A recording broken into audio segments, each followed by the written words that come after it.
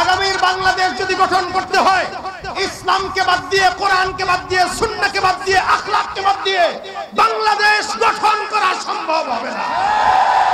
আগামীর দেশ হবে ইসলামের দেশ, আগামীর দেশ হবে শরীয়তের দেশ, আগামীর দেশ হবে খেলাফতের দেশ। এর বাইরে যদি কেউ স্বপ্ন দেখে, সেই স্বপ্ন এই বৈষম্য বিরোধী ছাত্ররা পূরণ করতে দিবে না, দিবে না, দিবে না। কথা বলেন ঠিক কিনা?